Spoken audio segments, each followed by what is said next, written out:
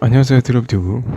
오늘은 대한항공 마일리지 편도신공 사용하는 방법과 아시아나 마일리지 이원 구간 사용하는 방법을 간단하게 알려드리겠습니다. 지금 마일리지 많이 갖고 계신데 아직도 좀 그 편도신공하고 이원 구간 이게 좀 헷갈리셔가지고 중간에 문의를 하시는 분이 계십니다. 그래서 굉장히 기본적인 내용이기도 하고 많은 분들이 사용하시는 방법인데 결과로 보자면 굉장히 간단한 거니까요. 그냥 한번 영상만 보시면 되겠습니다. 지도를 한번 보시면요, 우선 단순 왕복 마일리지로 했을 때요, 좀 서울하고 싱가포르를 한번 잡아볼까요? 여기를 왕복을 해요. 어떤 클래스로 왕복을 하면 비즈니스 클래스를 예를 들어서 왕복을 한다. 지금 대한항공의 경우입니다. 7만 마일리지가 들어갑니다. 왕복 마일리지가 소요되는 겁니다. 그리고 다시 한번 또 한 군데를 더 해볼게요. 한국에서 홍콩까지 왕복을 한다고 했을 때요, 그럼 대한항공 마일리지로서 총 45,000 마일리지가 비즈니스석 마일리지로서 소요가 되는 겁니다. 그럼 지금 여러분 지금 화면 보시다시피 총 들어가는 마일리지가 얼마예요? 11만 5천이죠, 토탈. 그런데 이것을 편도로 한번 해보자 이거죠. 편도의 방법으로. 그게 무슨 소리냐면요, 편도는 한번 녹색으로 표시해 볼게요. 여기 싱가포르에 갔어요. 싱가포르에서 똑같이 서울까지 옵니다. 근데 이거는 편도로 갈 때 비즈니스 클래스로 발권하면 얼마냐면, 편도니까 반이겠죠. 반. 35,000이에요. 그런데 중요한 건 그 다음입니다. 뭐냐면은 여기서 다시 한국에 왔다가 홍콩까지 다시 가는 이 구간을 그냥 공짜로 주겠다는 겁니다. 지금 여기가 얼마냐면 빵이에요. 빵. 이 마일을 싱가포르에서 한국까지 왔다가 홍콩까지 그냥 가게 해준다는 거예요. 한국은 경유지입니다. 지금 편도신공에서요. 근데 여기서 한국에서 쉴 수가 있어요. 체류 기간이 1년 동안. 그런 식으로 돼서 총 마일리지는 35,000 마일리지만 들어갑니다. 싱가포르에서 발권할 때 그렇게 발권이 돼요. 싱가포르에서 예를 들어서 한국으로 왔다가 다시 홍콩까지 갑니다. 그리고 한국에서 쉬면 되죠. 스탑오버처럼, 스탑오버인데 길게. 올 때도 똑같이 어떻게 했냐면은 이렇게 다시 인천에서 왔다가 또 인천에서 다시 이제 또 두 번째인 거죠. 다시 싱가포르까지 이렇게 왔을 경우에 똑같이 구간별로 들어가는 마일은 35,000 마일리지다. 그래서 편도신공에 사용되는 마일은 총 토탈 7만 마일리지가 들어가는 겁니다. 그러면 지금 보면요, 어떻게 된 거냐면은 첫 번째 구간은 단순히 홍콩을 왕복한 겁니다. 비즈니스적으로요. 그랬을 때 총 들어간 마일이 11만 5천이다 이렇게 되는 거고요. 두 번째 건 루트가 좀 다르죠. 서울로 왔다가 다시 싱가포르 갑니다. 이런 식으로 했을 때 들어갔을 때 7만 마일리지입니다. 단순 비교를 하자면 서울에서 싱가포르 왔다 갔다 하고 서울에서 홍콩을 왔다 갔다 하면 이게 깔끔하게 떨어지는 것 같죠.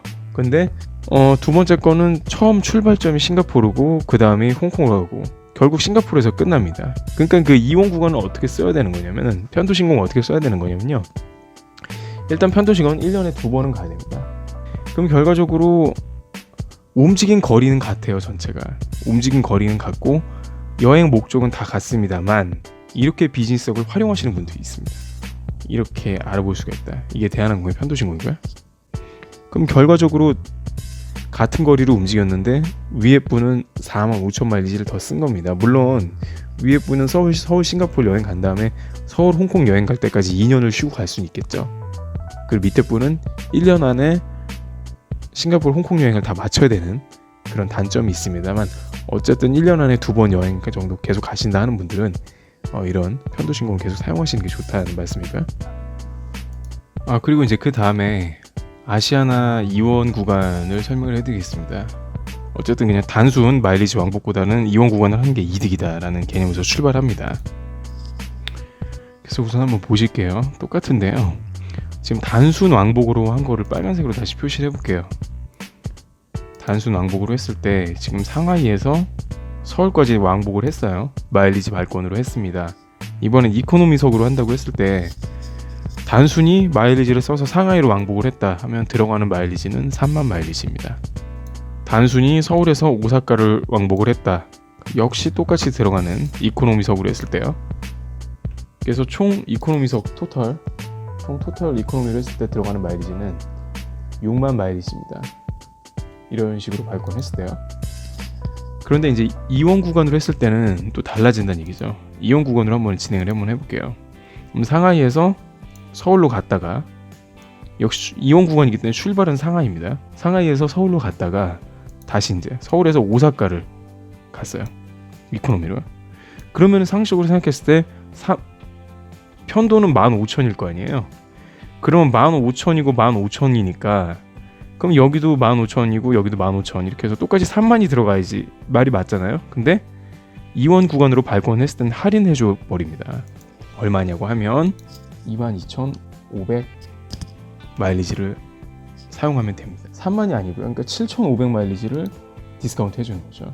그럼 똑같이 오사카에서 다시 옵니다. 서울로요. 근데 이원 구간의 장점은 서울에서 또 상하이로 갈 필요는 없죠. 오사카에서 서울로 왔고 다시 서울에서 베이징으로 갔습니다. 이렇게 됐다고 했을 때 여기 똑같이 마일리지가 22,500 마일리지 들어간다. 그래서 토탈 들어가는 마일리지는 얼마냐면 45,000 마일리지다. 네, 그래서 이제 총 단순 왕복을 했을 때하고 이렇게 편도로 왔다 갔다 했을 때 마일리지 들어가는 걸 비교를 하셨어요.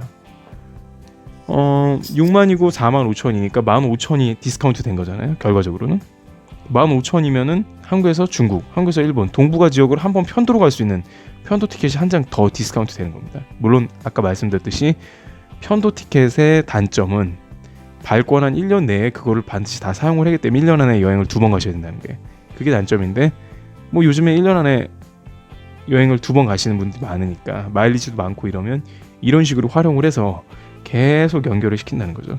그래서 여행을 시작하고 싶을 때는 편도로 일단 저가항공으로 갑니다. 어느 시점에. 그래서 거기서 시작하시면 되고 다시 돌아오실 때도 여행을 끝나고 싶다 그러면 편도로 저가항공으로 편도만 발권하시거나 아니면 마일리지로 편도만 한번 끊어서 이제 좀 잠깐 여행 쉬어야 되겠다. 뭐 그렇게 하시면 되는 거니까요.